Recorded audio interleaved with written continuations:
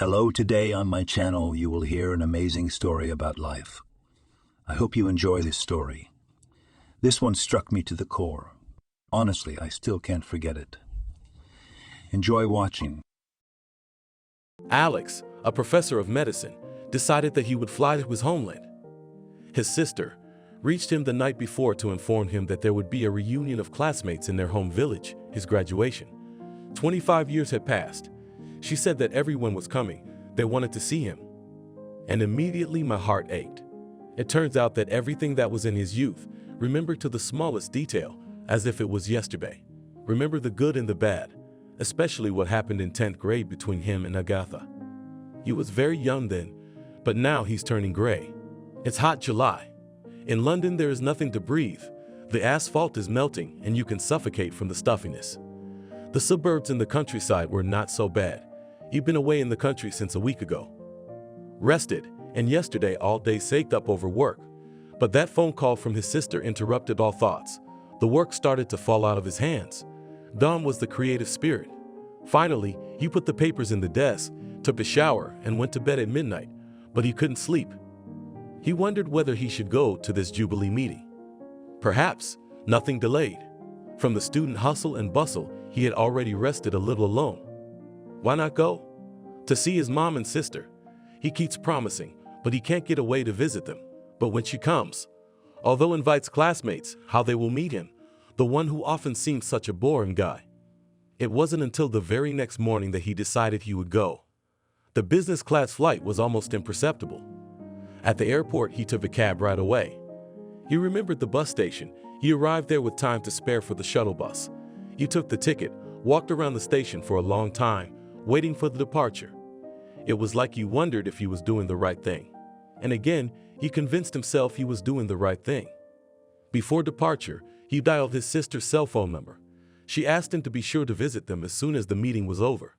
With the family, Alex was still on good terms, visiting them, sending money, helping them with difficult issues. And now the bus was taking him back to his childhood. It was both joyful and scary to go back there. How quickly the time after school rushed by. And especially after that incident, because of which he had to leave the village in a hurry, a quarter of a century passed. Alex thought about his school friends. Would he recognize all of them? And was there anyone left from the teachers? Would everyone remember him? Outside the window, the familiar settlements of the village from his teenage years passed by. He read their names on the road signs, but he thought about his native corner where he was born. It had been so restless when his sister had taken his mother back to the city. Not far from West Buckland, he had hardly ever been to his native village. He was then studying in London. On the way back, he should have stopped by his sister's house to see his mother. Alex knew that the native house in the village was sold long ago, that he was a stranger. A man gets used to a new life very quickly. Well, but the place where he was born filled his head with different thoughts. Is the cottage still there, tucked away in the midst of a large garden? Who lives under that roof now? There are so many memories associated with their spacious house. From there, the veteran grandfather was taken to the village cemetery, and a year later, when Alex was only 6 years old, his father, he said tragically, died at the lumber mill. Grandfather and father Alex almost does not remember. Only some features of the faces of these people dear to him resurface in his memory, as if from a fog. Still, he was a child then. His mother raised him alone, like her 2 daughters. Are the neighbors still alive? Probably a lot of them are gone. They were good people, simple, decent. Not so many now. What's happening to him? What seemed to have vanished from his memory forever, spin on him again, as if it was yesterday, delirious in his soul.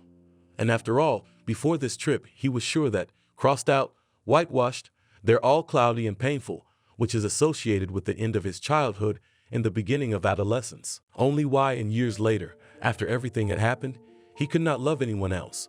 Probably it was a power from above that deprived him of the ability to love. Though he had been married for a short time, true, and he did not avoid women. But it wasn't that. Perhaps he just didn't know how to love as others did. Or maybe he was looking for the same feelings he'd experienced in his youth. But it couldn't be experienced by a man who was wise in life. And there was nothing to be elusive about. Now, sitting in a brand new bus, as if only from the conveyor belt, the man Krasubin. Or maybe he wanted it to be like that. Even at the dawn of his youth, he had experienced what is called first love in all tinted works. Professor Alex understood everything now and would like to forget, to put it out of his memory. But how to order his heart? How long ago had it been? In the last quarter of the 9th grade, Alex suddenly abruptly launched his studies. A small and red-haired classmate became the only meaning of his life. This girl, looking like Malvina from a children's fairy tale, tore his heart into small pieces, deprived him of sleep and intelligence. One day at a school party in the 10th grade, Alex realized that he was not the only such a dreamer. From his corner, he was just fondly watching Agatha, the school beauty, who was dancing in the circle, and noticed by the eyes of his friends that they were looking at her with excitement. It was a special male excitement when the guys, as mesmerized, did not take off from a classmate admiring eyes from this girl. It seems everything boiled in the veins and misted the eyes. Agatha was friends and socialized only with older guys. She was not interested in her peers for some reason, and it seemed that she just did not notice him. The guys decided who should be her next escort at school, using their fists. He, Alex, could not boast of any special physical strength and resigned himself to the fact that he could not get such happiness as to see Agatha off. While the fight was going on somewhere, he danced a waltz with all the girls of his class without exception. He could have loved to dance, but he never dared to ask her Agatha. The right to invite the angel was reserved for the older boys of the village.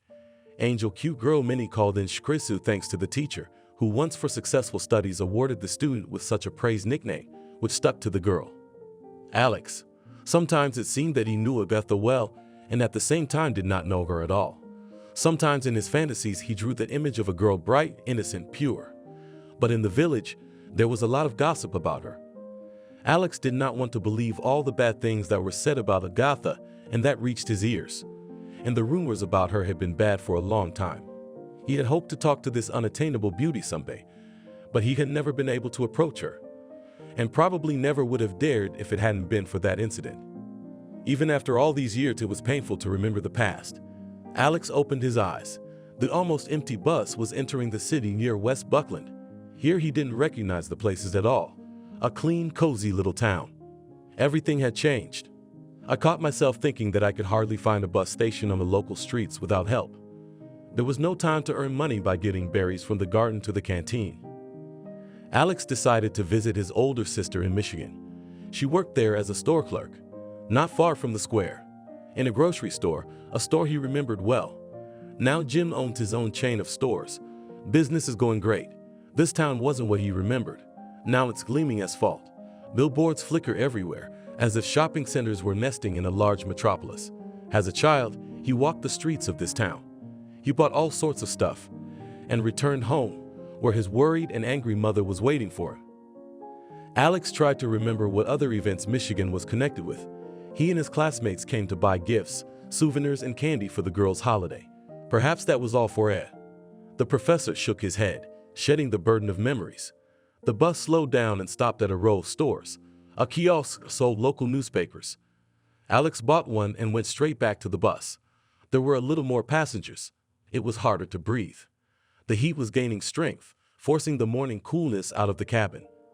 After a few minutes, the journey continued. Next stop, in yet another city of his childhood.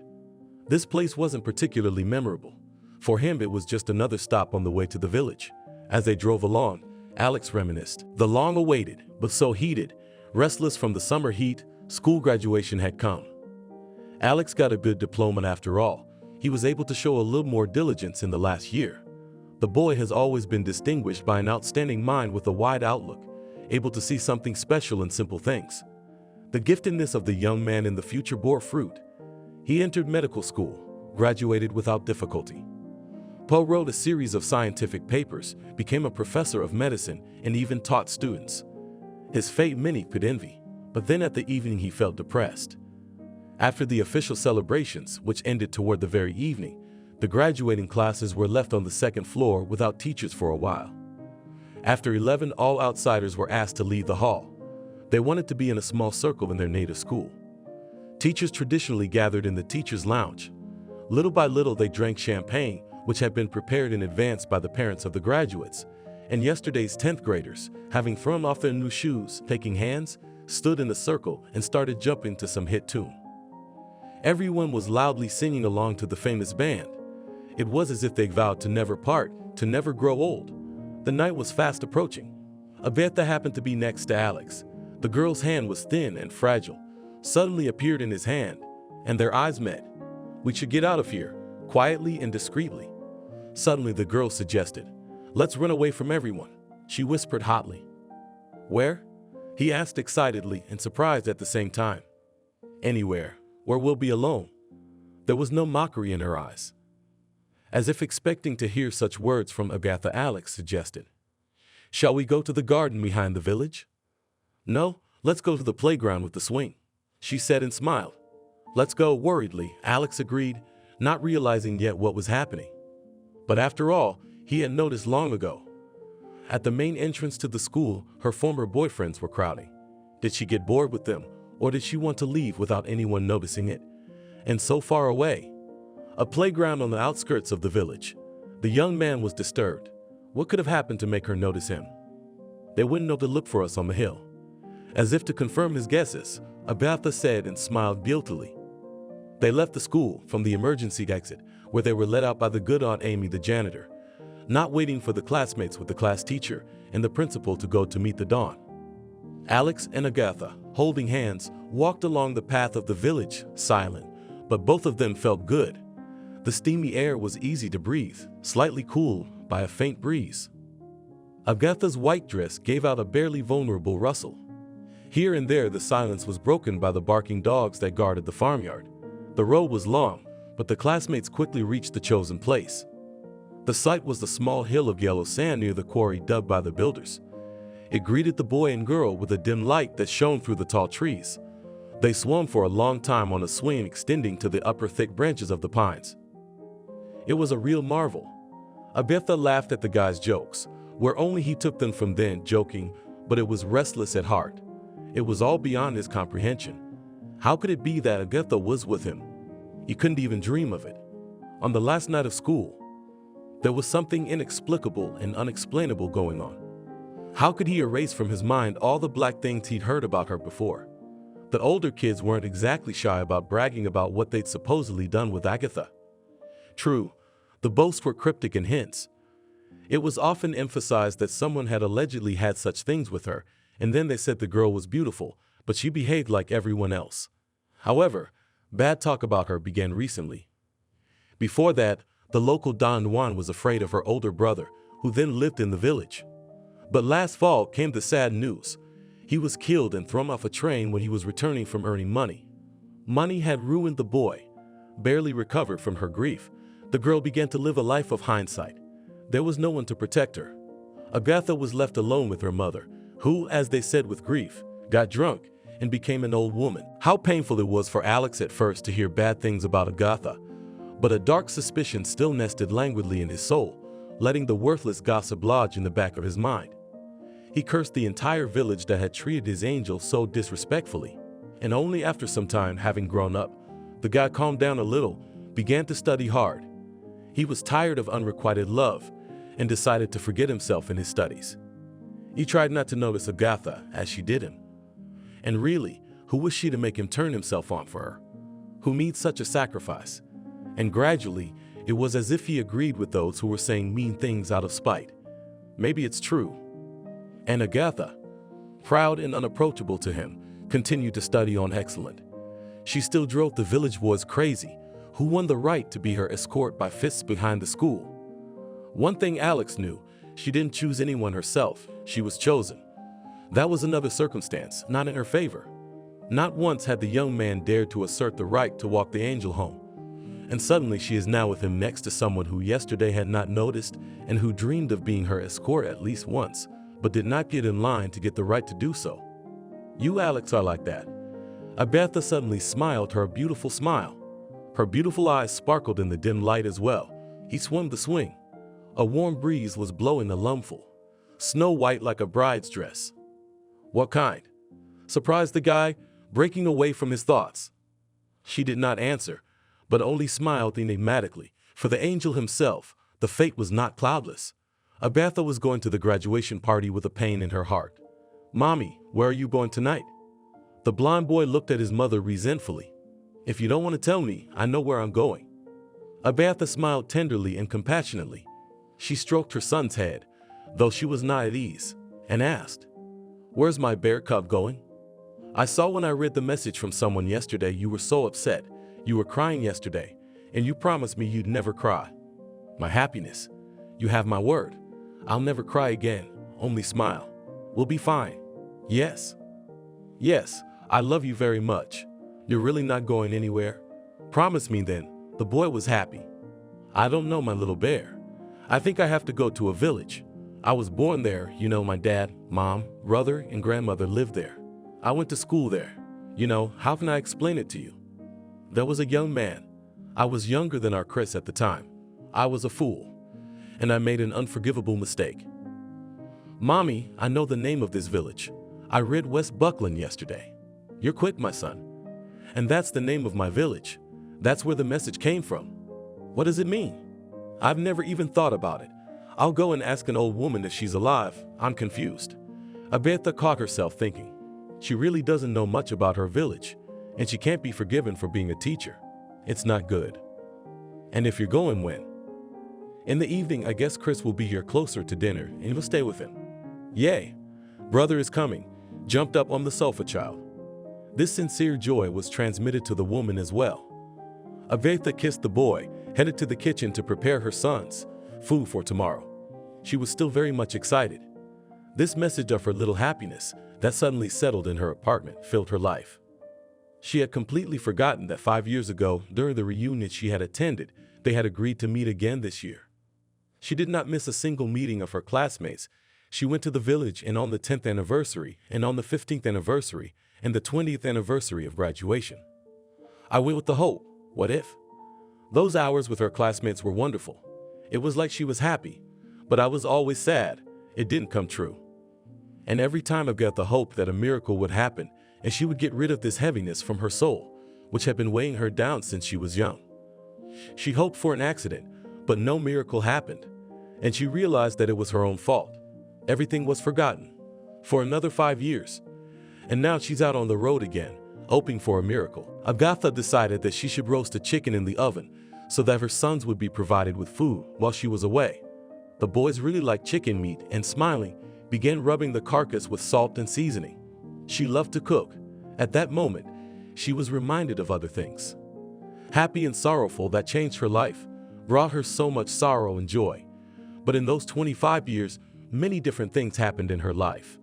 Some were replaced by others, and there were things that somehow didn't depend on her anymore. The second part of the long journey back to her home village. Alex reflected on life. It was different, not easy. However, he couldn't complain about it. The professor loved his teaching work, achieved a lot in scientific activity, and became famous. Author and co-author of many scientific works and books, member of several creative unions and scientific councils.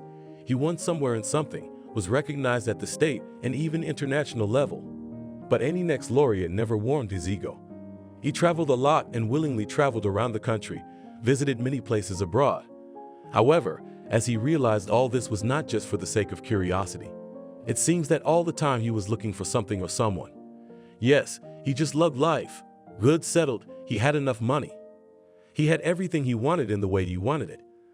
There was an apartment, a car in the suburbs of London. Last year bought a small but cozy dacha with a garden and modern landscape design. Even at the age of 42, he did not look so bad.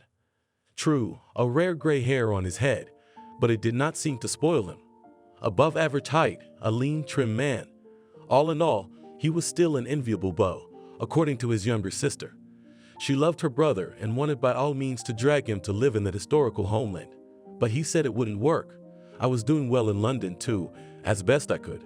Just got used to life, which does not give relaxation. Maybe that's why he became a scientist. He was almost satisfied with everything in London, where he lived and worked. The main thing is that there he was able to realize himself to the fullest. Well, but what to hide, he was more and more drawn here in a clean, beautiful, cozy world.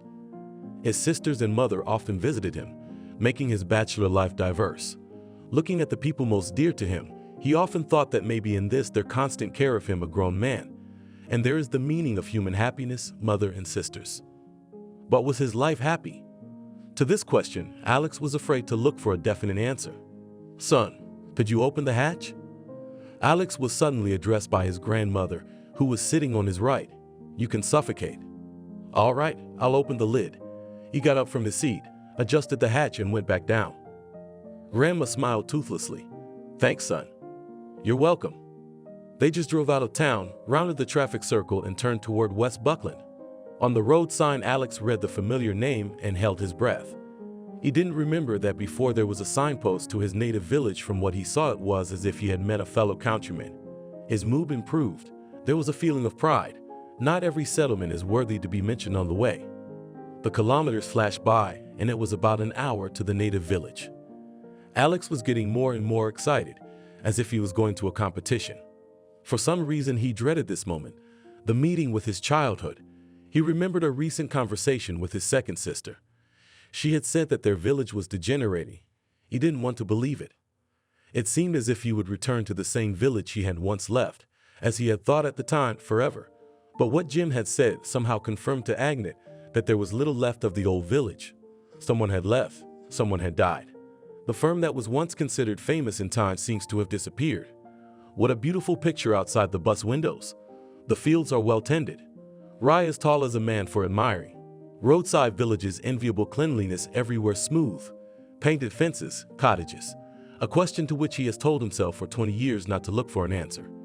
After all, it simply cannot be found. Suddenly, a few dozen kilometers away from his native village, a sharp old ache sounded in his soul. Alex thought again that, going back, he was making a mistake. But what had he done wrong, and when? How and in what he made a mistake to pay for it all his life? He is ready to face all his classmates, teachers, and fellow countrymen directly, without shame.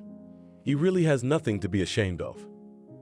Agatha, with tears in her eyes, remembered last fall, so hard and so happy for her. There were 7 women, those whom fate had brought together far from their homeland. Agatha bought a house and started working for a private farmer. Not for long, no more than a week, and then she would return home. In spite of the hard work, everyone coped with the daily ration. Even Agatha, unaccustomed to such physical work, did her best. She had come here from her town, not 100 kilometers away. She needed the money so badly. She came for the high and promised wages. She read that the farm needed laborers. She called, decided she could do it. That job was combined with her vacation time at the school where she taught math. What she'd heard about the farmer was true. He wasn't stingy. As agreed, he gave the women $300 each for a week's work. In Pola each day, he brought in freshly chilled meat for the communal cauldron, usually pork, but as much vegetables as you want here. The equipped wagons where they slept had 2 stoves. Cook, do not be lazy, and bread white and black and free. Batons are always fresh. They smell very good. Yeah, they were the only thing you could eat with hot tea. Agatha hadn't eaten with such an appetite in a long time. Like this, and how she used to love fresh cookies. Slim, tall, never had a problem with obesity. Unlike her former colleagues, almost every day when she came home from school, she was happy to buy some at the store. Her husband always called her a spender. But when was that?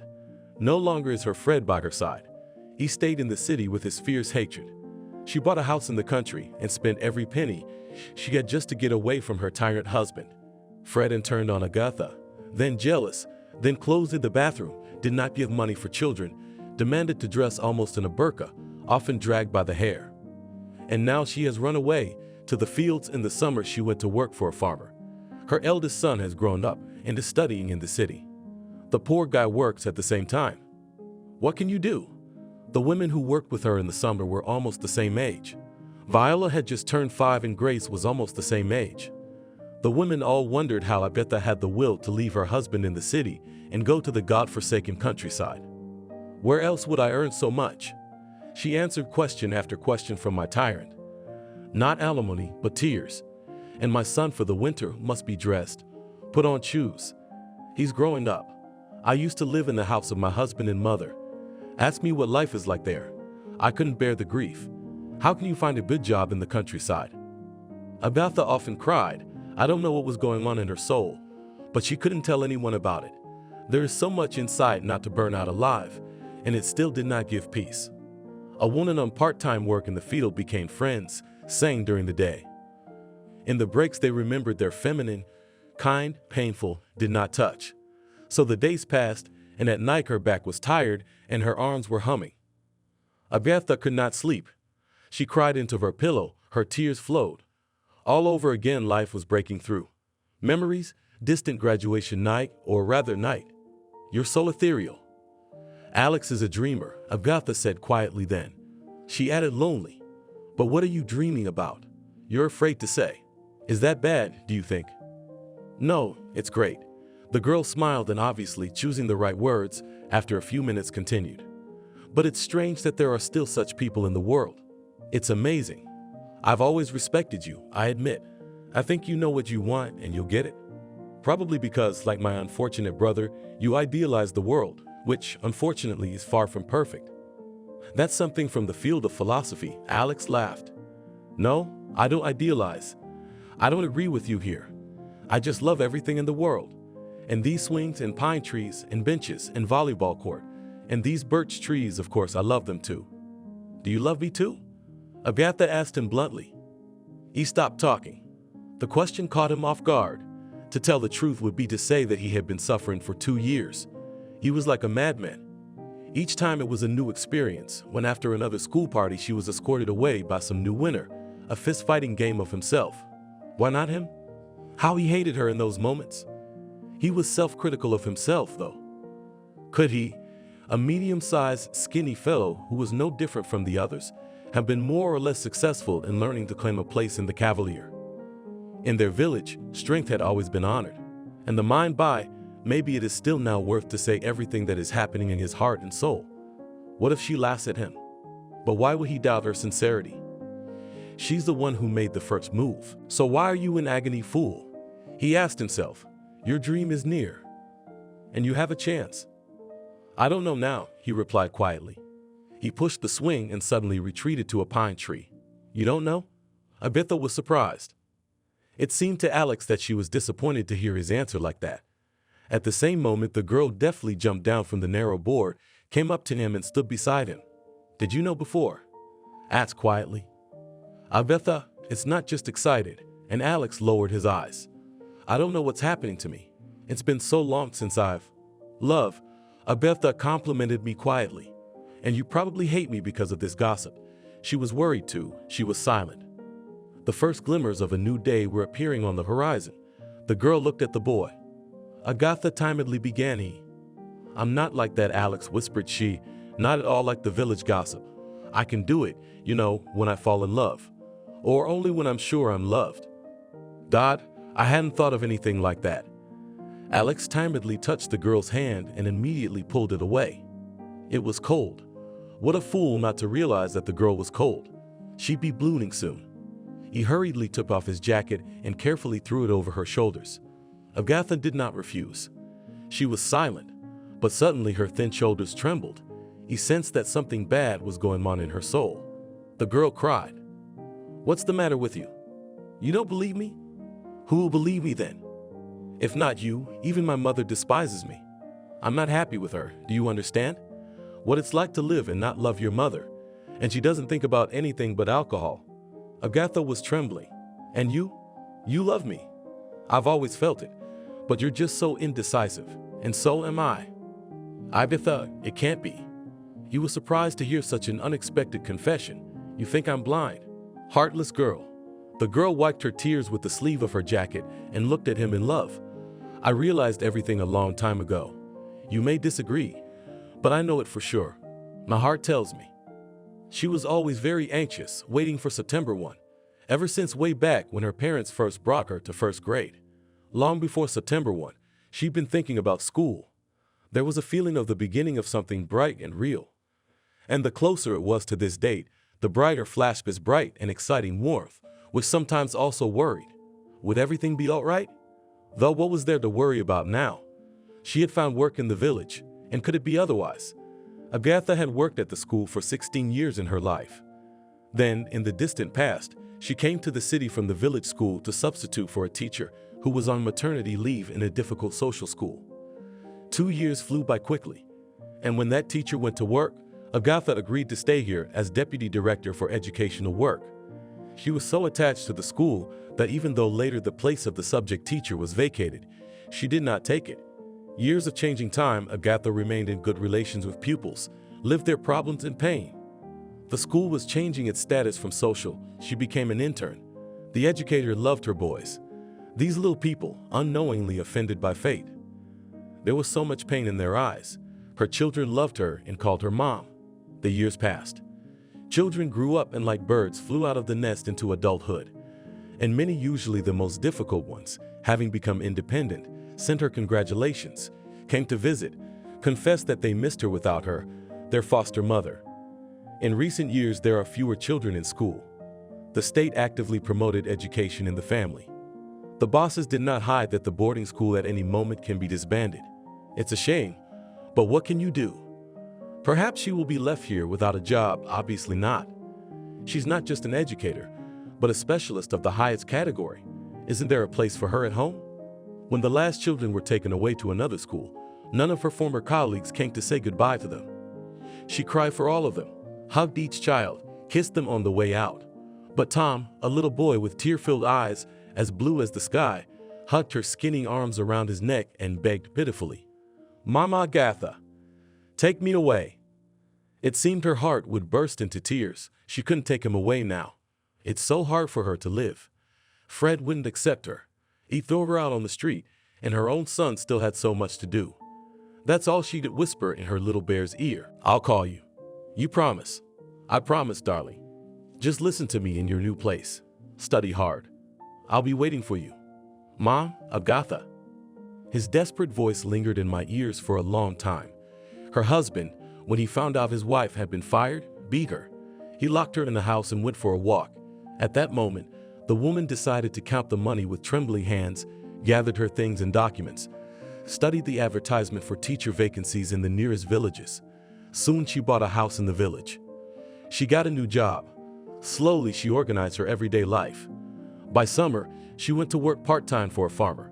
I remember about the boy. Once she called the boarding school where her pupils were taken. I talked to the director. Almost all the kids had been taken into foster care.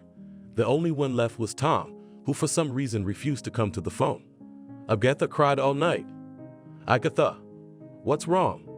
Viola slipped in when she heard her moaning. "Why are you sleeping?" "Sleep, Viola, sleep," soothed her partner Agatha and turned her back to the wall. "I'm already falling asleep." "Come on, friend, tomorrow is your last day before you leave. September 1st is coming up." "Okay, go to sleep." Her troubled heart wouldn't let her rest. A day later, she returned to the village and was stunned by the surprise that awaited her. On the threshold of the house with a backpack in his hand stood little Tom, who, seeing the woman, ran up to her, squeezed her small hands and whispered, "I've come, Mama Agatha. Don't kick me out." Tom stayed with her unofficially, as if only to visit. She had arranged it with the director of the boarding school, transferring almost all the money she earned on the farm. Because of her husband, she had a miscarriage when she was young, until she couldn't get pregnant again. Fred was angry, called his wife an invalid defective.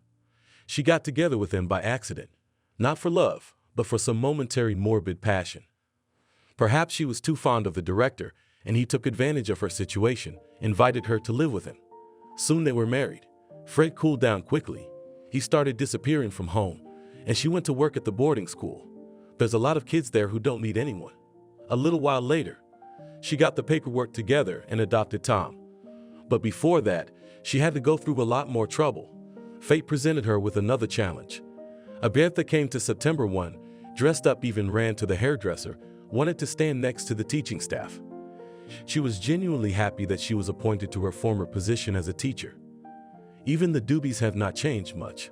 Her colleague suddenly put her in her place. "You are not a teacher," the elderly Neely said. "Geography teacher." "Where am I supposed to stand?" she wondered. "Not with the clingers." "Why not?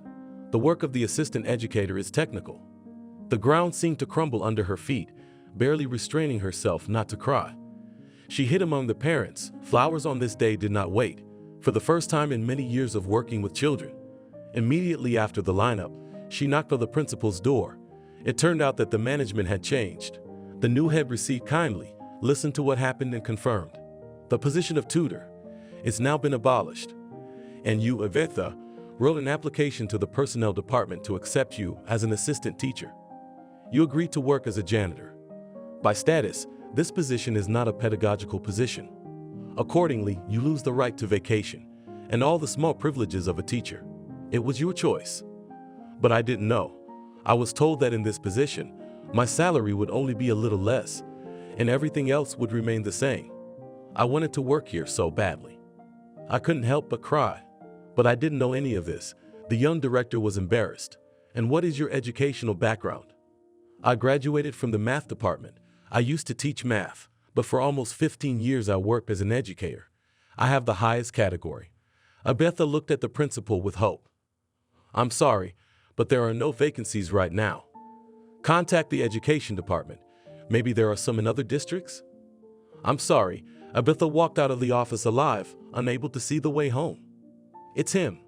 He got his revenge on me, Fred. There was a sudden hunch nesting in her head.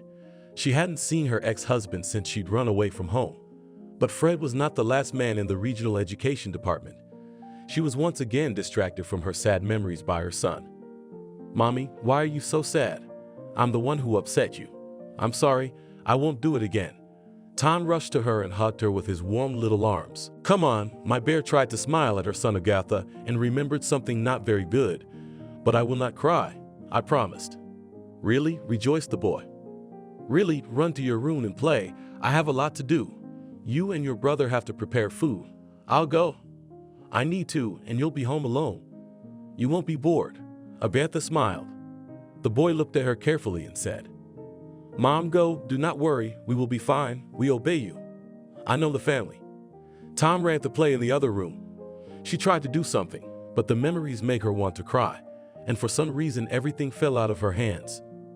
At dawn, Agatha confessed her love to Alex on that memorable graduation night 25 years ago. And Alex was not an easy girl to say. He felt it and did not demand any explanations, but Agatha seemed to understand his thoughts. I couldn't mind having someone to escort me.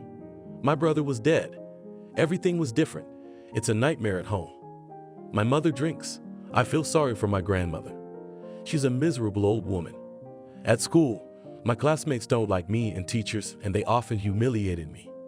That's the worst thing about me. And there's no one to protect me, you know that. I always ran away from the guys. The only three I was terrified of were Sam, Matthew, and Joe. Those cavaliers have scratched hands. Noses often broken and bloody. They're attached. Can't get off. It's like I'm a doll without a heart. One grandmother didn't believe the gossip. She never did. She never went to bed when I wasn't home at night. After every school party, she waited for me in the hay or on the bench by the gate. Sometimes when I came back from an evening out, she'd walk towards me. My grandmother would call me from afar so that everyone on the street could hear me, and nothing bad happened to me. In the meantime, I'd run away from guys sometimes. One day, Joe came at me, twisted my arms, held my mouth shut. I knew something bad was going to happen. But luckily, my grandmother came over to warn my abuser with a log. He turned away from the pain and ran away. After I was almost embarrassed by that jerk and my grandmother saved me, I lived in constant fear. Agatha, maybe we shouldn't. Alex quietly tried to stop the upset girl. What he heard shocked him. He was convinced that she was not lecherous, as they say, it seemed. An unbearable weight that oppressed him fell from his shoulders. Alex exhaled with relief. Don't cry, please. I'm looking forward to the day when I leave this place for good, forever. Though I'm sorry to see my grandmother stay, my mother will drive her to the grave if they don't quit drinking. But there's not much faith here. I'm so sorry.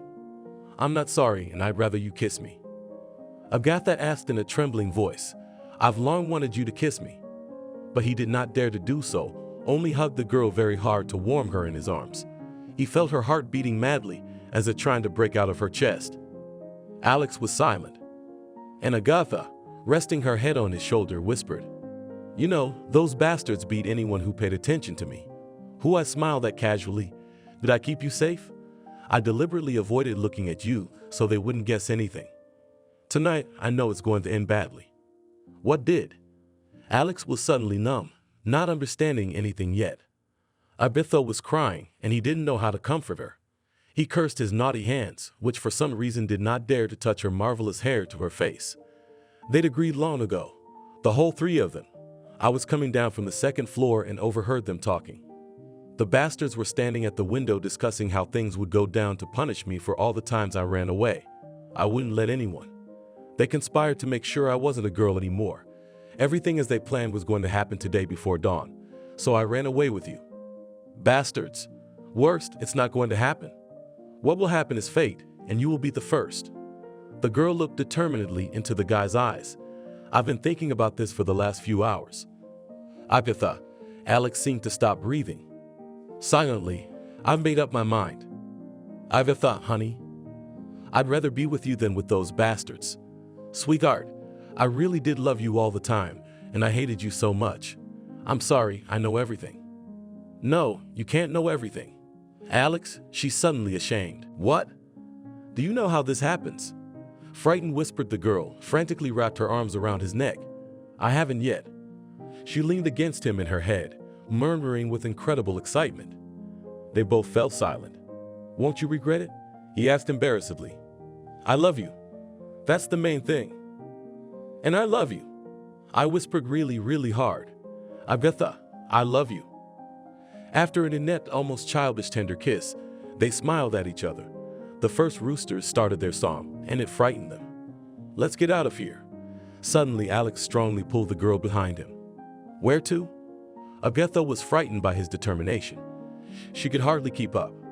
Not far from here, remember, during the send-off they burned scarecrows. Last year we harvested potatoes there. Soon they reached the edge of the old oaks, hidden from the human eye in a secluded corner, good, juicy, low variety. Only the singing of birds could be heard. But the boy and girl paid no attention to them, nor to the wet race, nor to the dawn that was beating the night. Stunned by hitherto unknown feelings, they suddenly discovered to each other something entirely new to them, so singularly sublime, inexplicable at first. But what is the pinnacle of love is the destiny on earth of two to continue the human race. She had tried to adopt her son Tom once before, when he was first brought to the dormitory in the late fall, when he was 5 years old. As soon as Agatha saw his heart for a soapy, kind boy, his parents were killed in an accident. He has no one in the world, she told her husband, who then worked as a director of one of the schools in the city. About the boy, about his fate, and Fred yelled at her. What are you thinking about? Adoption. Do you know what his genes are? But I can't give birth, she cried. She can't, but I'm not amiss on the side. I'll have a son. It will be necessary from a healthy woman, and not from such an idiotic invalid like you. Angrily interrupted the husband. Do you know who? If so, look for another. The offended wife blurted out. I'm not keeping you, and I'll still take time with you or without you. Then, darling, without me. Fred swung at his wife, waved his hand dismissively, and slammed the door. Soon Agatha heard that he had brought to his mother's house another victim of his mistress, who was already pregnant by him. After a joint vacation in nature on the occasion of the end of the school year, she didn't share anything with her husband. She divorced him. What kind of wealth could a teacher get? A little later, Fred sneaked out of the principal's office and into the education department. Agatha alone raised her sons, tried to cut her ex-husband out of her life, and he made a career in the service.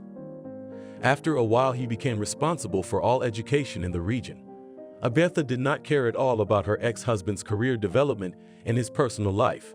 According to rumors, even at the post he achieved without thinking about his own safety. Agatha raised her children and was proud of them. Chris studied well, graduated from school with a gold medal.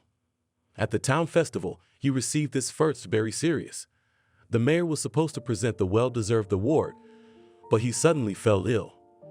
And Agatha was numb when she saw her son Chris being presented with the medal. The man who used to be his father, Fred, the head of the education department, her ex-husband. He turned pale, even as he realized who he had just handed the medal to, and among a good 100 parents, his gaze found her Agatha. The woman cried under the camera flashes. But why didn't she cheat? Why did she keep his last name after the divorce? She's not working at the school as anything but, after realizing the harsh truth, he waited for the opportunity to take revenge. How? So that's why then the head of the personnel department, quickly taking her application, lowered her eyes, as if embarrassed about something. There were no other positions for me. Agatha realized too late. Although she knew for sure that there were vacancies in her profession and experience, Agatha's life was different. Within a week, she had gathered all the necessary documents to adopt Tom. At night, she worked as a janitor or watchman, and her days were now free. The adoption, she was told by the education department, should be finalized at the end of October. They also said the paperwork was in order. In her favor is that the boy also wants to live with her, calls her mom. And she has brought up the eldest one herself with dignity. The living conditions are not bad. The money was enough for a good house in the village with electric heating, even water and a bathroom inside. What else do you need? Chris didn't mind when she told her she wanted to take the boy in. Even supported the mother. I want to have a little brother. A year passed. Agatha decided that in the summer she would go to the farmer again to earn money. Enough for the family and still have some left over. There's something in the account, they'll live. It's good that they didn't ask for her current salary certificate. Agatha worked in the fields for a month. The last day of work for the farmer flew by in a flash. The women fulfilled almost 2 norms each. Happy with their work, the boss paid even more than promised. At midnight, very tired, she reached home. Her neighbor announced from the doorstep that she'd been called and everything was settled. Tom was now her son on paper. She rushed to the boarding school. They asked her dryly, "And who are you, Fred?" "Ex-husband." "That makes sense. Why?" "He didn't want us to give you the child, saying you had no money, that you were in an unskilled job." "And you?" "We called your place of work. They said they're hiring you part-time as a math teacher in 2 weeks. Somebody's getting laid off." "That's what they said. She can be trusted with the kid. So it's okay." "I don't know anything." Agatha cried in pain and happiness while on vacation. Things are better now. She doesn't need a part-time job. Everything in the family was written. "Mom, oh, it smells so good." Tom appeared in the kitchen again, her little boy now. The son seemed to smile on her. At that time, the phone rang demandingly. It was Betty's neighbor, who had recently become godmother to her little son. At noon, the bus finally darted out of the dense forest and into the vast fields. And there it was, his little village. Alex saw the shabby houses. His heart snapped, caught in unison with his thrilling feelings. The professor picked up his traveling suitcase and headed for the exit. The burden was light. He had brought a couple bottles of Italian brandy and chocolates, a few books, and some other little things that a man on the road might need just in case. He left the village a quarter of a century ago with pain in his heart when he saw the stop. Really didn't know, couldn't imagine that forever. The car came to a hard stop. There were several people at the stop. Wishing the driver a good journey, Alex carefully looked into the faces of the young people who were going to leave here by the same bus, but he didn't recognize anyone. They must be yesterday's schoolchildren. The man thought they must be on their way to their destiny, just like he had been. He stayed at the bus stop. Alex breathed the air of his native village and thought, where to go now? The meeting was scheduled for 6 in the evening, and he had 5 whole hours at his disposal. He remembered his sister and realized that he hadn't even asked where he could stay for the night, though he had a feeling that he wouldn't have to sleep. And in the morning, as agreed with his sister, his nephew from the city would come to pick him up in his car. Precapolo Alex took off and threw a light gray jacket on his shoulder. He took the first step and suddenly stopped like a stumbling block. A light hot breeze brought a peculiar odor from somewhere on the side, which he would distinguish among 1,000 other smells. Somewhere in the sun, a freshly turned haystack was drying. Since Alex had left his native village, he had never held a scythe in his hands. For him, it remained as one of his childhood memories. And now, having smelled both the underbrush and the grass, he didn't know if he would have been able, if he had been given a scythe, to manage this basic village man's job in the haymaking season. He grinned, agreed with himself that it was unlikely. Alex wasn't surprised to see no one, and near the close houses along the road. The time was haymaking, hot. Finally, he shifted, deciding where to head, first of all to the cemetery. It was about 300 steps from the highway opposite the old village cemetery stop, enclosed by a fence. Approaching the narrow gate, Alex suddenly doubted whether he would find the grave of his grandmother's grandfather's father. He remembered that they were somewhere in the back of the cemetery. He had been near them twice only as a child. It was not customary in the family for children to visit the cemetery. It was tantamount to sin. He looked for the graves of his relatives for a long time and could not find them. The cemetery was overgrown with young growth. In some places, thick branches of century-old oaks spread out powerfully, creating a pleasant coolness. But Alex felt chilled by the fact that he would never find his father's grave. Maybe he should ask someone. The man walked around the cemetery several times, stopping in despair at a birch tree he remembered perfectly. His mother had told him when he was young that there had once been a wooden church on this spot. It burned down before the Revolution. That's why the village has no protector for 100 years. If the church comes back, the village will be protected from all hardships. And if there is no church, sooner or later it will disappear. That's why people pray on this place. They ask him not to make the village disappear, not to interrupt its human lineage. Obligingly, my son, cross here. The man, as if he had just heard his mother's words, and crossed himself 3 times. Then his hand found money in his pocket, and he carefully put some coins under the tree. He stood for a few more minutes by the holy birch, then moved leisurely into the depths of the cemetery. He walked a few steps when suddenly the phone rang. His sister called. Alex got there finally, anxiously asked lightly, I'm calling. And you're still unavailable? Mom's worried too. She keeps saying there's something wrong with you. I'm fine. I'm in the village at the cemetery. Alex answered quietly. You just help me. What happened there? Is your sister worried? I went around. It seems to be overgrown. I don't remember where the graves are. They're somewhere together, just in the center. Yes, but the path's overgrown and you have to walk at an oblique angle from the entrance. It's almost 10 meters away from Street Birch. My sister explained excitedly. There you'll see the new monuments. We replaced one to grandfather and grandmother with a new one the year before last. And next to my father, look carefully. 2 tall metal fences painted black. You haven't seen these monuments yet, brother. You've always left money, so we've renewed them. I see, I'll call you later. Alex couldn't talk anymore. He first saw his father's portrait, then the monument to his grandfather and grandmother. A lump immediately came to his throat. It was as if he was dumbfounded. It seemed that his father was smiling at him from the picture, and the ray of the sun, breaking through the dense foliage, got right into his eyes and blinded him. Alex turned down the gate and, excited from the feelings that possessed him, sat down on a painted, cemented bench. His leg didn't want to obey for some reason. Tears appeared in his eyes. The man barely audibly whispered, Hello, relatives. It took me a long time to come to you. I'm sorry. Here in the thicket of trees, he sat for about an hour. For some reason, he didn't feel like going anywhere. How are your girls, friend? Agatha asked Betty on the phone as she closed the kitchen door. What's going to happen to them? They're fine. Thank God. At night, they sneak off to the next village to dance. They finish the year well, no shame. I beg you, just don't bring anyone in your mother's hem. They're not boys. You can expect anything from girls. Betty sighed tiredly. Don't make up ideas. They're growing up strict. I think the older one's going to medical school. Yeah, she's already submitted her papers. She says she wants to be a paramedic like you, Mom. But she's still a child. She just finished 9 grades. I don't mind. Let them study. Though it'll be hard for me to support her.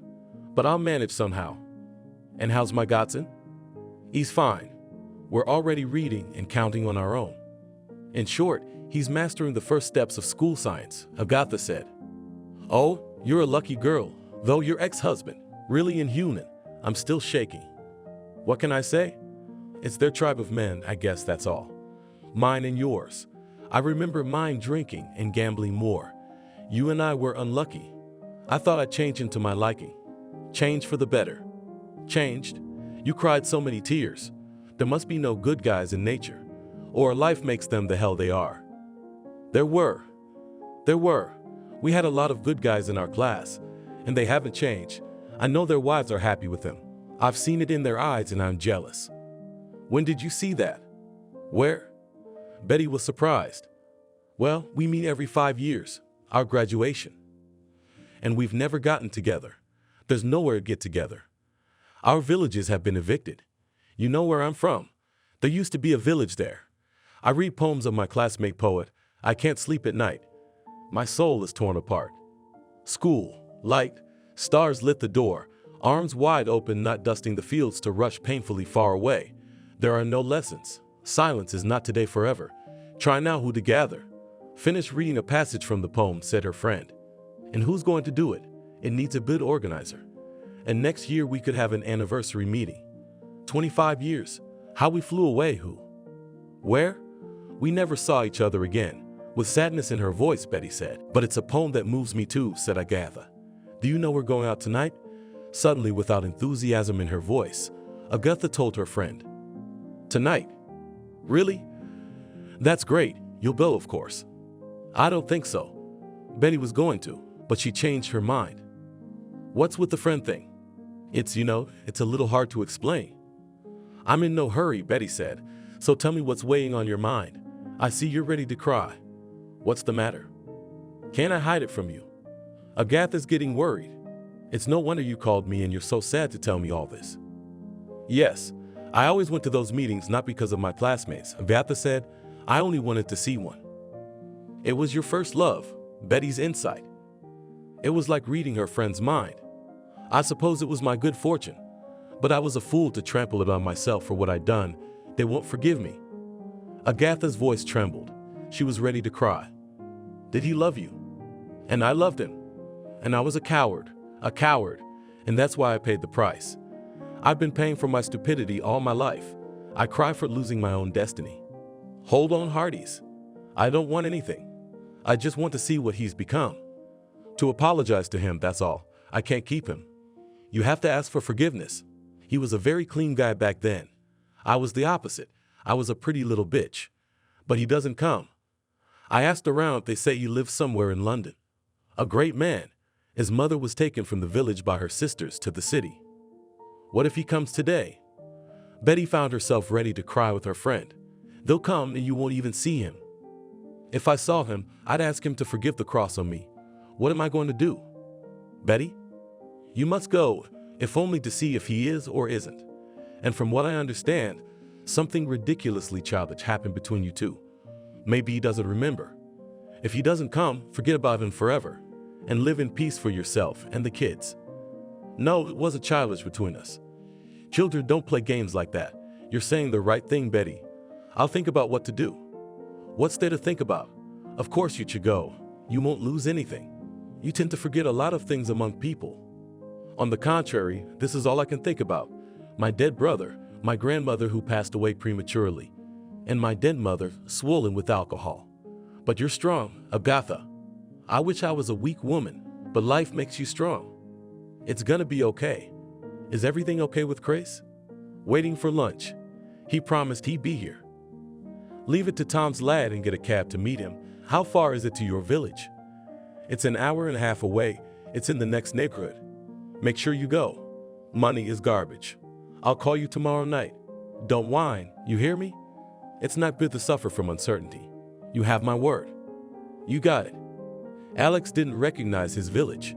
It was still intact, still had a little bit of life in the center. Although there were a lot of empty destitute, grown into the ground houses, but it was dying on the outskirts.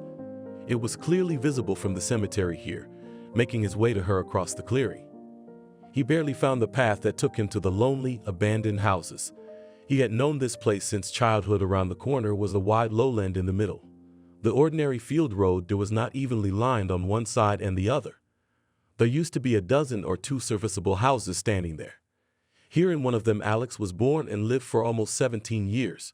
He couldn't believe his eyes. Their house 6 from the edge wasn't there at all. An overgrown wild garden that his grandfather had once planted. The remnants of the foundation reminded him that there had once been human habitation here, wiping out the land and a few other houses that stood in the neighborhood. The remaining land was empty. No animals or people had walked here in a long time. Everything looked feral. Such a bleak picture made Alex's heart ache. He was confused. He didn't know where to go. Apparently, he should go back to the center of the village. He wondered what to do and where to go. He did not notice how a gray-haired old man in a black jacket approached him from behind. "And whose son will you be?" leaning on a stick and breathing heavily. The old man stopped in front of Alex, gazing intently at him.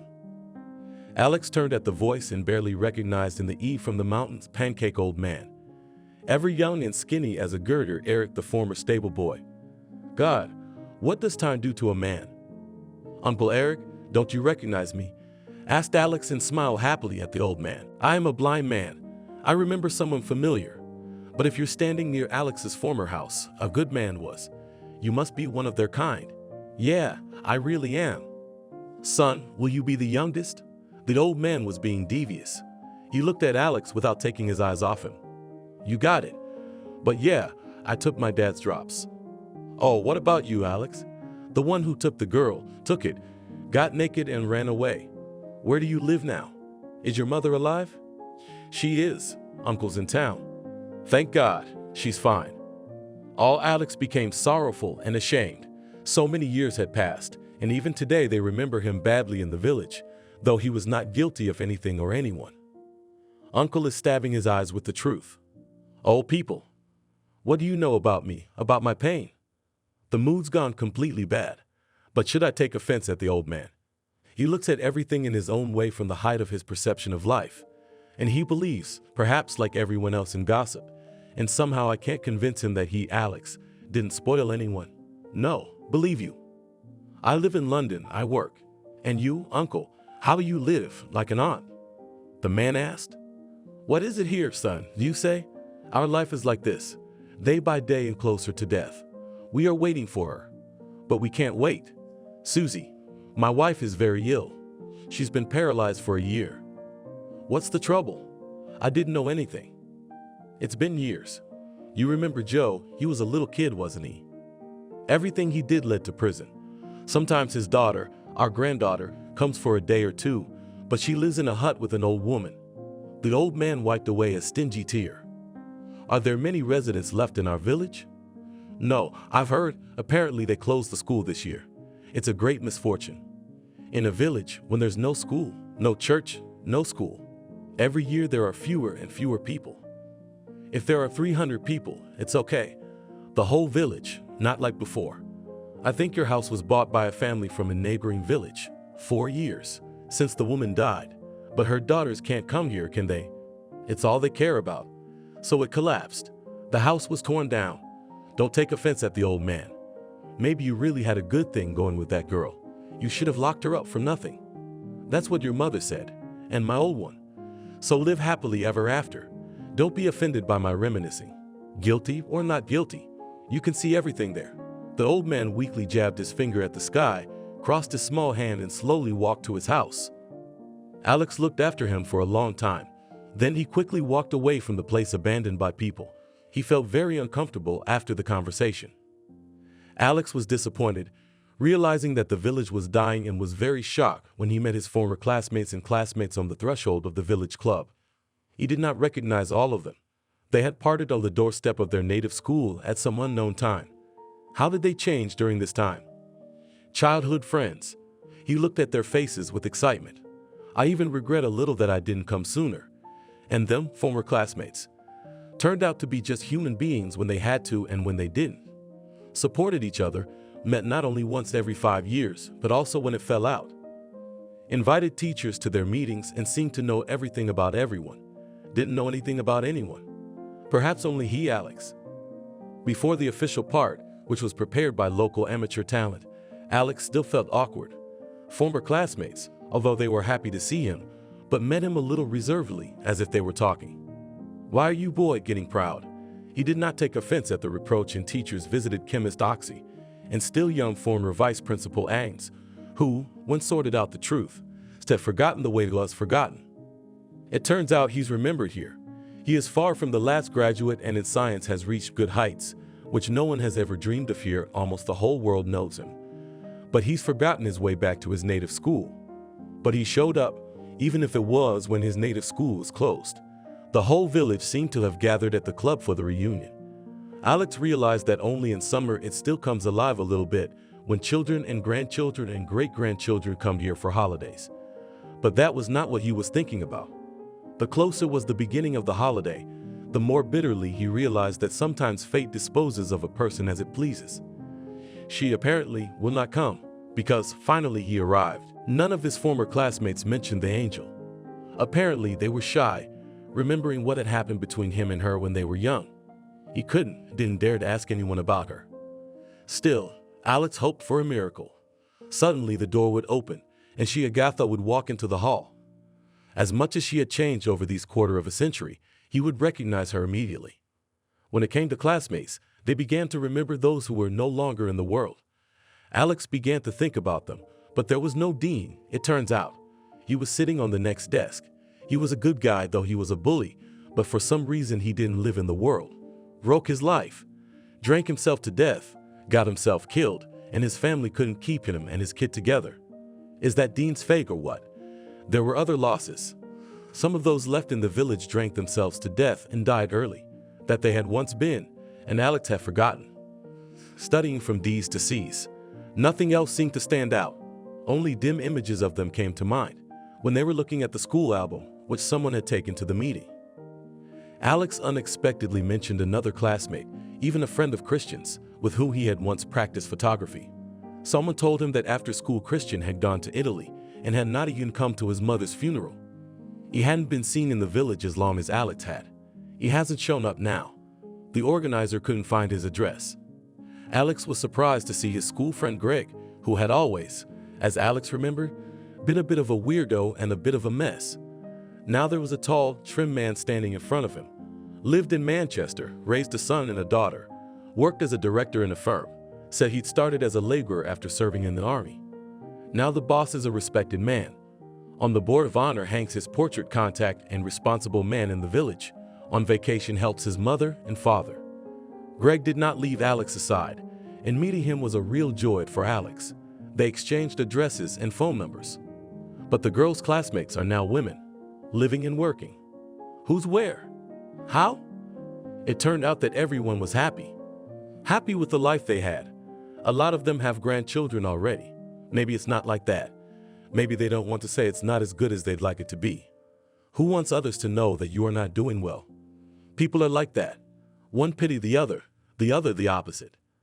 Alex, when former classmates told me about their fate, thought that he, a scientist and famous, had nothing good. Not in that human happiness. Yes, was married, loved, did not love his wife. It wasn't the first time she got pregnant. Rejoiced, thought that a child would be born. And the family will be good, will establish the usual human happiness. He went on a business trip, and his wife had an abortion. How did he suffer? Gloria said that she never intended to have children with him, that she did not love him. Could he forgive that? They split up, and Gloria helped to make him lose faith in women for good. Alex suffered the second failure of his life. As the years passed, the pain Gloria had caused him had dulled. Living his life, which he created with his own hands with his talent, did not work. He didn't avoid women. The man still hoped to meet his love among them accidentally, but never met. Over time, he did not imagine himself in marriage as a family man. Gradually, he got used to living alone. Alex listened to the presenter with rapt attention. A young girl, the head of the club, who apparently was sent here after college. A nice named girl, she spoke so beautifully and well about school, about her first love, which she had only just learned, that her heart gradually thawed, and she remembered her childhood. All the more that suddenly after her words local artists reminded a legend that someone from the adults. Apparently, his grandfather told him then not yet bright boy. In the evening, dew fell on the grass. The sun's rays glistened in the little droplets of moisture. It had already settled at the top of the pines. The wide meadow looked fabulous in the golden rays. It was as if someone had lit 1,000 lanterns on it. The wind had fallen asleep and nature was quiet, and only a very young girl in a light-colored dress, forgetting about fatigue, as if she had not picked blueberries in the forest all day long, playfully stepped through the unsophisticated variety and like a sorceress bowed to each plant. Her fiery hair cast a golden glow. From afar, it seemed as if she were talking to her July flowers, but the girl gathered them into a wreath for herself. Only the most beautiful ones, humming softly. She didn't even hear the old path, and it was not far away.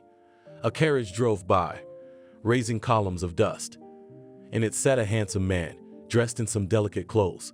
He must have been from a foreign land. No other clothes had been seen here yet. The man ordered the coachman to stop. Descending to the ground with admiration, he began to watch this golden-haired beauty while the girl slowly approached the road. Finally, she noticed the strangers and became very frightened. She became serious and was just about to run away from here. How did this strange man stalk her by grabbing her hand? "Don't be afraid of me, beautiful girl," he spoke politely. "You are like the sun, like his daughter. What is your name?" "God's gift." "Whose will you be?" The girl shyly lowered her eyes and remained silent. "Don't be afraid, I won't hurt you. You're trembling silly." The man smiled and affectionately touched the girl's fiery golden hair with his hand and suddenly kissed her hand. "What does the Count want with my stepdaughter?" An old peasant woman appeared from somewhere. It was very hard because she was running here, wanting this beauty to take it with her. "If she wants it," the Count smiled. "Who's going to help me? I raised her as an orphan and I grieve for her." "Is it possible to take away just like that, sir?" shouted the old woman, running power in the house. But the Count clutched the girl's hand tighter and wouldn't let go. "So that's what your beautiful name is, Power?" surprisingly spoke the man. "You will come with me. I will not hurt you. God forbid, believe me. People are kind. What in the world is going on? I nurtured her, and now this brigand has got his hooks in me. What am I going to do?" The old woman got really angry, but no one paid any attention to her. "And the master is telling the truth," smiled at the stranger, though not without depression. "Truth, you are mine amazing gift. I won't give her away. I raised her. I grieved. And who will do the work for her now?" The old woman read everything, trying to tear the girl out of this man's clutches. "Don't cry, woman. Here's the payment for her from foreign lands." He handed the old woman a gold coin. She grabbed the gold greedily, blood sticking to her face. Her eyes lit up with greed. The man only smiled when he saw such a change in the peasant woman. "I see you're glad to be rid of an extra eater yourself." The stranger, who had no happiness, did not say another word. He picked up the girl in his arms and carried her in the carriage. In a few minutes only dust was smoking on the old path. And 20 years later, a rich man bought the land, which reached all the way to the lake, for a lot of money. Local rich people were happy that they had taken gold for these inaccessible deep forests and swamps, and a small amount of arable land. But they were surprised that the new owner had never been here himself. The manager was in charge of everything. It was a stocky elderly man who did the will of his master. Soon people learned that he wanted to build a palace. The steward looked around the property and chose the highest place where thin birch trees and thick oaks stood. Here was laid the stone palace, which in a few years was built by strangers and builders. The estate was besieged with a beautiful park. The manager allowed everyone for a small fee who wanted to settle at a small distance from the Count's palace to develop the land, taking it away from the swamp to build ponds. Serfs rejoiced at their master. They were in a better position on this land. Elsewhere they lived in terrible conditions. And when she came, like a red-haired queen, remembering her roots, she wished to ennoble the place where she was born. Her wish was fulfilled, so a new neighborhood and new villages appeared. The silence was tense, as if people were waiting for something unusual. Alex could not understand what happened, and only returned to his seat in the second row, where all of his former classmates were sitting. Looking at the stage, he got cold. There stood a red-haired, beautiful woman in a light beige business suit. He would have recognized her out of 1,000. "Agatha, the ear, where did you come from? Vid of you to come," shrieked from her seat their former classmate, her friend and now an accountant in a commercial firm. The surprised classmates began to applaud, waiting to see what Agatha would say. "Thank you all," she began quietly. "Thank you for having such a place where, despite everything, you feel a part of something impressive. Thank you all for keeping the memory of the past alive. My little son, he's only 6 years old. He's been asking me all morning, how come our village has such a name? I'm a teacher. To this profession always referred to all knowledgeable people, but for the first time I did not know what to answer. And it's no surprise that very evening I already know what to tell my bear cub. That's what I affectionately call my Tom about my home village. That's what you just heard from me, who was born here. It's a shame not to know its history. You see, dear teachers, that I don't always send a holiday card, and you are waiting for news from your graduates. I myself, having released dozens of students into adulthood, and waiting for news from them." Tears flowed from Massia's eyes. She paused for a moment, but then managed to control herself and continued. "But that's not why I'm on this stage. I've waited 25 years to do this. I need to publicly repent to the one man I disgraced in my youth for the rest of my life. Today I have to do something I should have done a long time ago. I was not a sensible girl at the time and didn't fully realize what I had done. I got scared and said some things about a guy who'd done nothing wrong to me. I accused him of something that wasn't his fault. Who is he? Do you know him well?" Agatha note came out of Alex's mouth. Their eyes met. He looked at her and Agatha looked away. "No," she said decisively after a moment and looked him in the eyes. "I want to live with a clear conscience. That boy was not guilty of anything, and may he forgive me today, after all these years, for that mistake. I loved him and I'm so sorry for him. I've already been punished by a higher power for that, but I'm over it now. God has stood by me. When I lost my relatives, He brought you back to life, gave me happiness, which I see in my children. I'm sorry, dear Alex.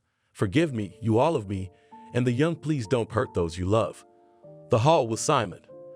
Agatha left the stage and compressed her lips, paying no attention to anyone, almost ran towards the door. Silent fellow villagers, who lacked a seat and stood in the aisle, stepped in on the wide porch of the club. She took a breath of fresh air. Her face cooled to the last drop of July rain. The stuffiness was falling. It was getting dark fast. Clouds draped the sky. Agatha stood in the courtyard, and it felt like her heart was bursting out of her chest, then calmed down a little. Ignoring the puddle at the entrance, she walked straight toward the store, where the cab she had hired to come here was waiting for her. But suddenly something powerful and violent stopped her, grabbed her arm, squeezed it. "And you want to walk away so easily? What's your forgiveness worth then?" A worried Alex shouted loudly. Alex pulled her out of the puddle with a strong jerk, and as if inadvertently pressed her against him from the warm male breath. She felt dizzy. "Alex, without stopping me," whispered Agatha, "I have to leave. After 25 years, I've put a stop to it." "And you want to just leave?" he repeated. "No, we have to find out immediately what happened between us and why. Of course, you probably have a nice family and kids already," with resentment in your voice, he said. "Alex, I've paid for my deed and my lies in full. Yes, I have a family. Me and my 2 sons are sacred. I don't have a husband and my children are adopted. I couldn't give birth because it was my own fault. I took it upon myself to keep my baby and yours from being born. And I know that fate has punished me severely for that. And also for you. And once, when I was very hard, I swore that someday I would shout to the whole world that it was not your fault and that I was trash. I didn't know when or where I would do it. But I did it now, a little unexpectedly, even for me. As soon as I saw you so unattainable, and I think, as sincere as when we were apart. I'm sorry, I don't want to carry this burden anymore. I want to move on with my life, to raise my boys, to make them happy." "And how am I supposed to live?" he asked brokenly. At that moment in his head instantly flashed everything that had happened between them at dawn after graduation. Tired of being happy. They didn't realize what black clouds had descended over this place, over them because of the lights, headlights, motorcycles that blinded them. Alex saw the frightened look on his angel's face and suddenly noticed the redness on her snow-white dress. Evidence that she had lost her virginity. The guy didn't even realize what happened next. Agatha suddenly deflected from him, jumped to her feet and screamed hysterically. It was all him. "Don't touch me again. He raped me, help me, protect me from him. Take me home." Inseparable, the three with brass knuckles in their hands went at him. Alex stood up and at the same minute a hard blow to his head knocked him to the wet grass, losing consciousness as if behind a fog. He saw Agatha crying. He saw Agatha pushing him in the shoulder, calling her bad names, roughly putting Joe on the bike behind him. Pain, resentment, and despair fell to the ground. Instead of dawn, night fell for the young boy. When Alex woke up, it was morning, staggering, bloodied. Passing random people, he barely made it home. His mother found him in the bathhouse, where he passed out again, trying to wash the blood off himself. And in the morning, the whole village discussed the one thing Alex had done with Agatha in colors, inventing vile, non-existent details. The disgraced young man was shattered. He was drawn not so much by gossip as by the betrayal of his beloved, an angel who had managed to break hearts to pieces. His mother cried constantly, expecting the worst. But as it turned out, no one had reported her to the police. And Agatha, who had been beaten by her drunken mother, left the village, followed her in the other direction. 2 days later, Alex left too. As it turned out, for 25 years. And how am I supposed to live? Alex looked at her with such genuine excitement, as lovers look at their loved ones. Agatha ran her hands around his neck. "You have purified your soul. How can I cleanse mine? All my life I wanted to find you and ask you why you did this to me. And yet I dreaded this meeting. No, I don't blame you. What happened happened. We were kids. Yeah, they're bigger. What I made you do was no child's play," she cried. "I was saving myself and you then counting on those freaks not to touch me after you. And I didn't think it would turn out this way with you. So why did you run away from me, Angel? I was ashamed, so I decided to forget you. Did it work? Yes, Alex. I even seemed to fall in love again, but soon he betrayed me. I can't love again. There can be no more men for me. I live for my children.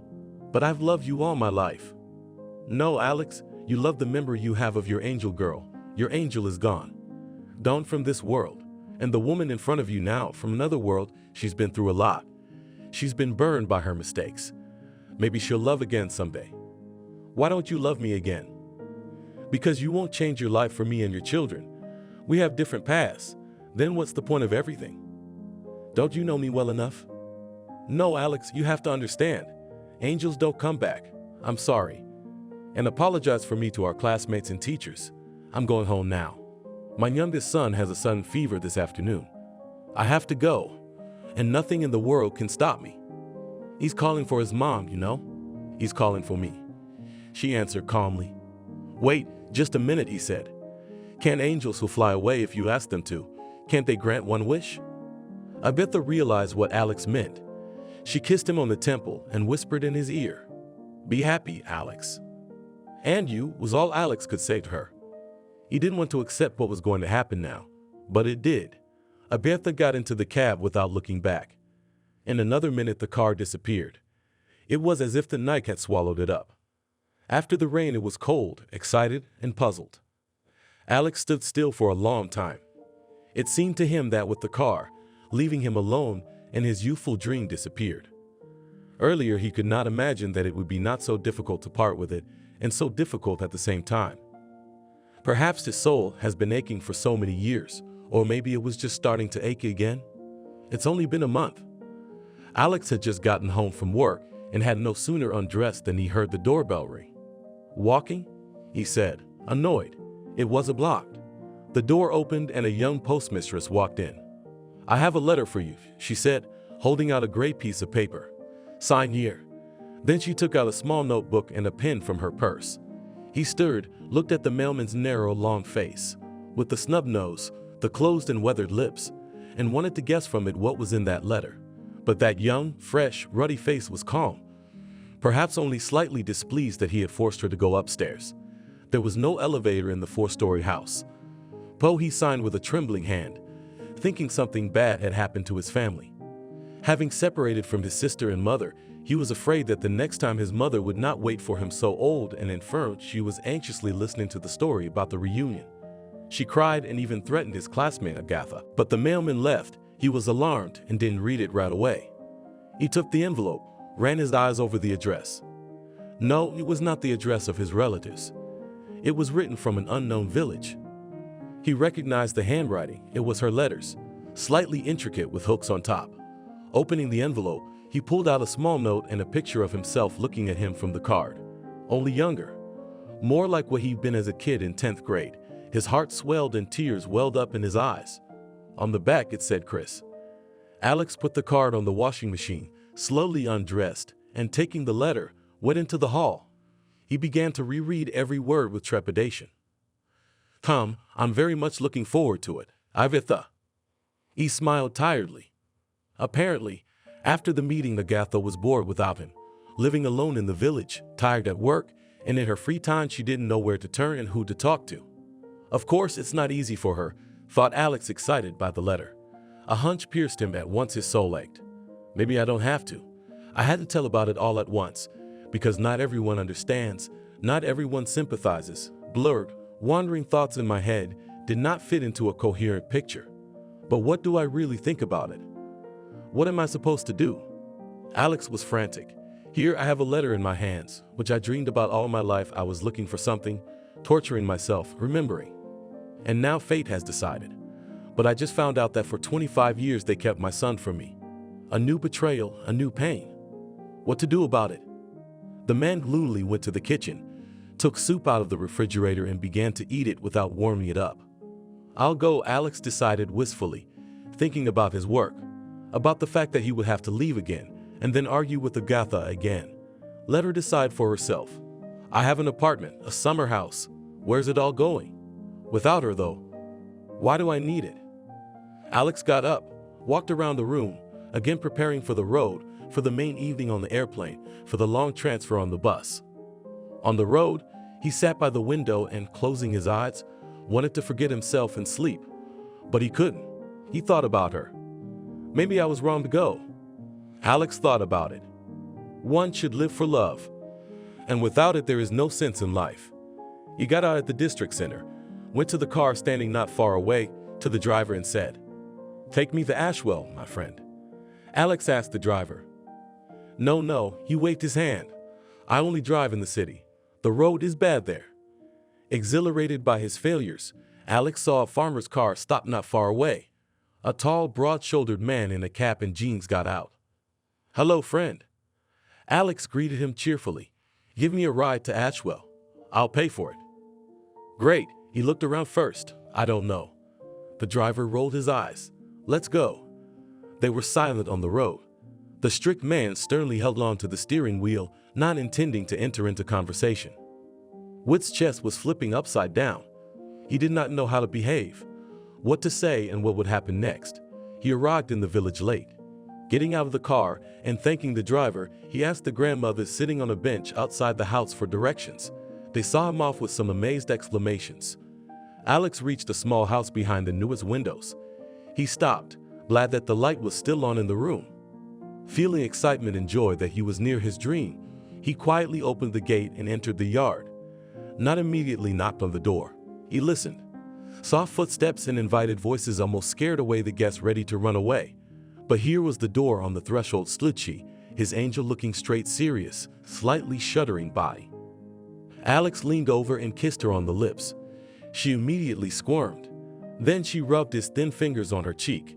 He noticed that her beautiful pretty face was still lovely and fresh. "Come in quietly," she said, fixing her hair. And in that moment she was her own near and dear. "Let's meet her son." A thin and agile but friendly guy came out to meet her. He shook his hand mockingly. "Well, hello, father." Thank you for watching this video to the end. Subscribe to the channel. Like it, write comments if you like the story, and see you on the channel.